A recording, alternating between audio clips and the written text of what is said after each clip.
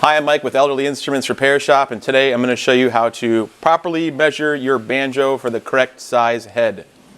Now, it's important you do this with the old head off of the banjo. That's going to give us the most accurate measurement. A lot of people say, they don't want to take the head off their banjo and measure it and then order the head and wait for the head to get there, and they don't want all that downtime with their banjo. They say you just flip it over, just measure the other side of the hoop or the rim or the shell, whatever terminology you're using for this part of the banjo. I don't like to do that. I feel like you get the most accurate measurements measuring the actual top of the hoop, because it could be a little bit out of square, so your bottom measurement and your top measurement might not be exactly the same.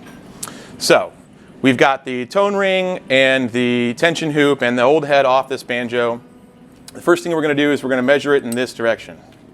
When I measure it in this direction, I get 9 7/8 inches. Then I'm going to measure it 90 degrees to the direction of the strings across the pot this way, and we get 10 inches.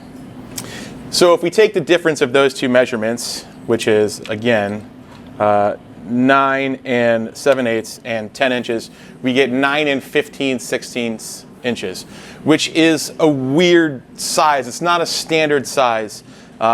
When I first measured this, I was like, oh, well, I think a 10-inch head is going to fit on there just fine. And I got a 10-inch head. And if I put this on here, there's a lot of slop on the back end. There's a lot of overhang. And if I try to take the tension hoop and put it into that 10-inch head, it doesn't want to fit. It wants to buckle. So this really does need a 9 15/16 inch head, which means we have to custom order one, special order one. We can get them made in any size. The likely reason for that is that this banjo probably originally had a skin head on it. If you're fitting a banjo with a skin head, it doesn't really matter if your hoop comes out to an exact perfect standard size, because we're just stretching a raw piece of skin over it.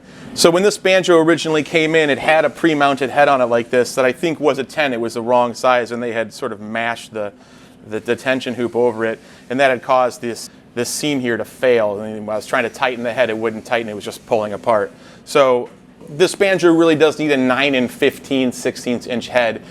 If you do the math, there's about 1 square inch difference in the surface area between a 9 15/16 and a 10-inch head. So imagine trying to mash that extra square inch into that area. It's really going to cause problems. It's not going to work. Now that we have our diameter measurement, we need to figure out what size crown we need, what height crown we need.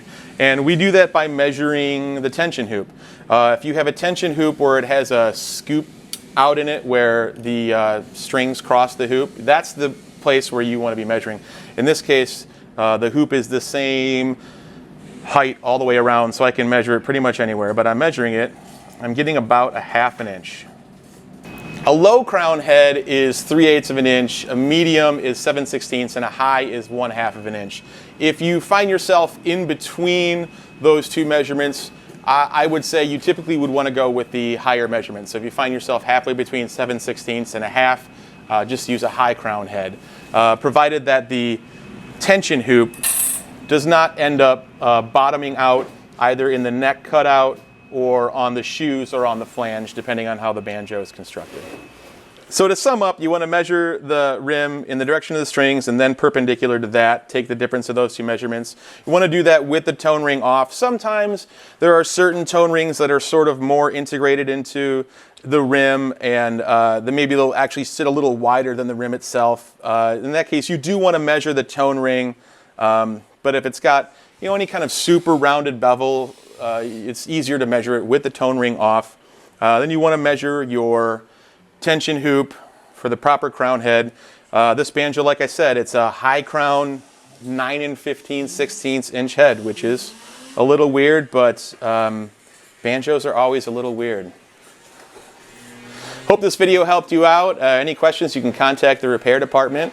As always, like and follow. Thanks.